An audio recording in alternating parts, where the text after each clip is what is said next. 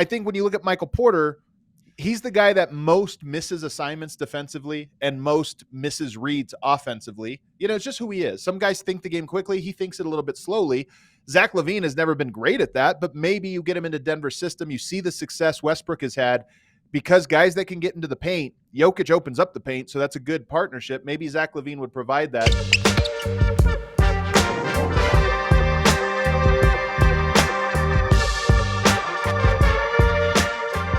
All right, back here, segment 2. I got Tim Legler with me. And there was some news today on The Athletic reported by Tony Jones and Sam Amick that the Denver Nuggets are aggressive in the trade market right now, perhaps looking to move Michael Porter Jr. I think he's on a max contract. He's maybe the most movable piece on their roster, a useful 6'10 shooter. But the names they're looking at are kind of interesting to me. Zach Lavine, Cam Johnson, and probably either Dorian Finney-Smith and Bojan Bogdanovic alongside him, Brandon Ingram, Jordan Poole, Jordan Clarkson, DeAndre Hunter, Jonas Valanciunas. Let's start at the top of that list with Zach Lavine because he was the guy that the report said at least the Nuggets were the most aggressive pursuing. The Nuggets have Jamal Murray. They have Russell Westbrook. Is Zach Lavine a good fit for the Denver Nuggets and in particular replacing Michael Porter, at small forward? You think Zach Lavine makes you better than having Michael Porter Jr. in that spot?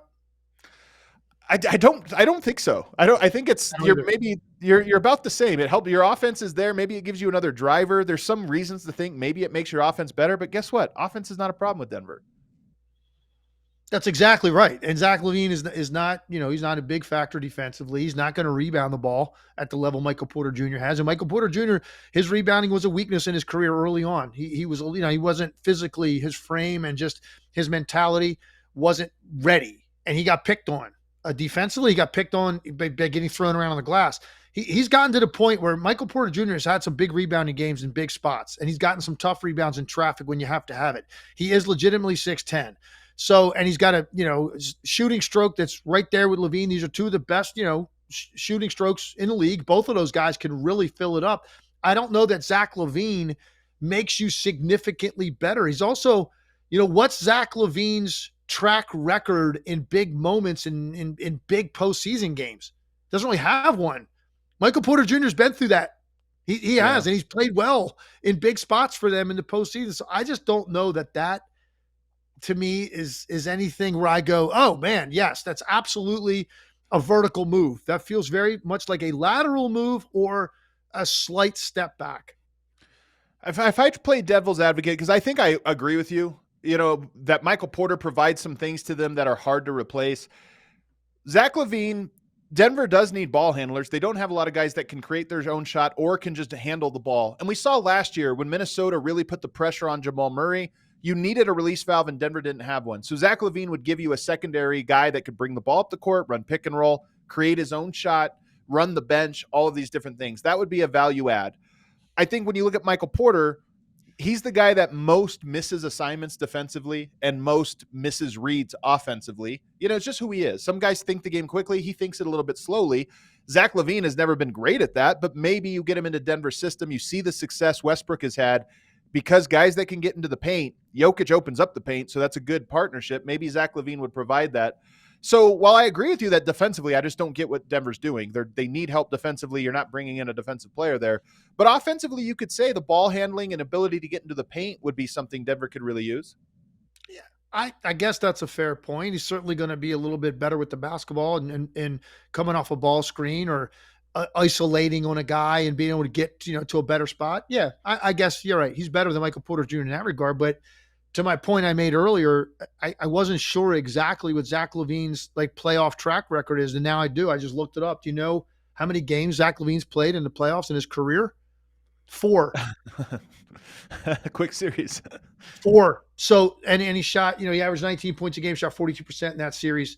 And that doesn't mean the guy, who knows? I'm just saying, I would rather, if I'm Denver, I'd rather get a guy, and I know you don't want it, you don't want a guy that's in his mid-30s that's got a ton of playoff experience That's just not just to make that point, but I'm saying I'd rather have a guy that's been around as long as Zach Lavine. As you get a guy in that same age bracket, same wheelhouse, that at least has had a little bit more taste of it and has played well in those spots. To me, that would be something that I would look for if I was Denver. I agree with you about the ball handling component and getting his own offense, getting his own shot. And Denver does not have a lot of that. I don't know. To me, I don't know that that's something that's going to make them, in my mind, would make them more viable to me in the West if they'd made that move.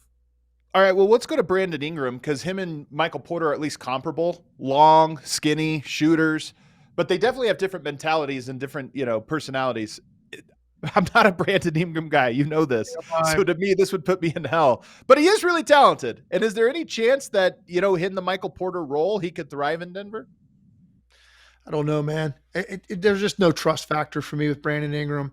I love the talent. Day over here, legs. Come on, man. Sorry, man. I don't know what to tell you. I mean, I'd love to say something different. I don't have enough faith in him. But number one, he's hurt a lot. Yeah. The guy gets hurt a lot. And that's, to me, is not like where at some point you don't just go, oh, man, that's kind of flukish. At some point you got to go, man, what is up? Like Joel Embiid, somebody said, I don't know if this is true. Somebody sent me a text message the other day that said there's been 35 facial fractures in the NBA, period, total, in like 50 years. He's got 3 of them. And I just, you start to go like, okay, is that just all bad luck? Or like, is this guy just, maybe. I don't know. He's not like smarter in the way that he goes about his business on the court to protect his body a little bit better. I don't know. But same thing with Ingram. It's like at some point you go, oh, this isn't like a string of bad luck here. It's like, no, it's not going to happen. He's not going to be healthy. Now, he can flat out score, man. He is a far more talented offensive player than Michael Porter Jr. There is no question about that. And I think even defensively, when he gets serious about it, I think can even do more things. But I just don't know if the intensity level is there, the want to is there, and can he stay healthy? For me, that would be a red flag. Be a nightmare for me, man, to risk Jokic's prime on a guy that just has not shown the motivation needed and in the sense of urgency needed that the Nuggets are bringing to the season. All right, some trades I do like. So Cam Johnson and probably Dorian Finney-Smith, but maybe Bojan Bogdanovic. Cam Johnson, to me, another guy that's going to be a tall shooter, so you recoup what you lose from Michael Porter in the shooting department, I think. And then just a guy that's going to be, one, less needy. Cam Johnson is fine if he touches the ball 10 times, gets 6 shots. He's fine with that. He understands the game. He reads it really well. He's a guy that I actually would love in Denver. And then you get an additional Dorian Finney-Smith or Bojan Bogdanovic, both of guys who would make Denver's top 8 rotation. That's a move to me that I can get behind.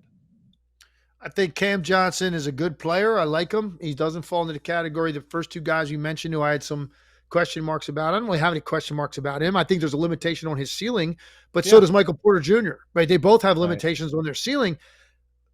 But again, I don't know that is much different than what you have now. And you already have a guy that has, to your point, I think you were making a point there about like, does he get pouty? Does he get sullen, Michael Porter Jr., if like he's not getting his number? Sometimes he does. Yeah, okay. Sometimes he does.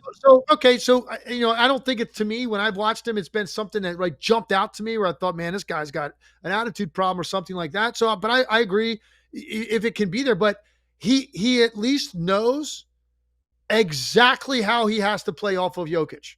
Yeah. Like he knows exactly what that looks like, that system and everything else. And so again, it's kind of a lateral move. I like Cam Johnson a lot. I like Michael Porter Jr. too. So I don't know. That's a tough one for me. That's 6-1, half dozen the other.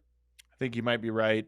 I still think it might work a little bit better just because Cam Johnson to me is a pro and he knows he's a 5th option. Michael Porter, sometimes he's a 2nd option. Sometimes he's a 5th, kind of goes back and forth. Definitely would love to be a 2nd option. I think Cam Johnson's fine being a 5th option. And sometimes that helps. Just the clarity of if Michael Porter Jr. or Cam Johnson are your 2nd option, you're going to the lottery.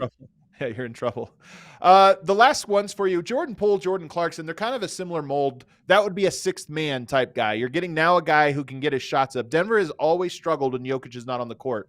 I don't know how to solve that problem. This is a 10-year problem that the Nuggets, for some reason, can't figure out how to get a lineup that can score when Jokic goes to the bench.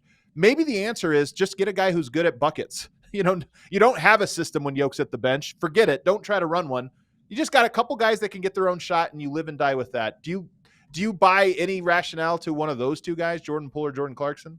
Yeah, Jordan Clarkson. I mean, I think Jordan Clarkson is, he is very comfortable with the lane you put him in. Just let him do his thing, and he's gonna do that for you. He can score against anybody. He seems to have a more positive energy and vibe than Jordan Poole. Like Jordan Poole is a tough guy to read for me because when he first broke onto the scene in Golden State, man, I thought this guy's got a super high skill level set.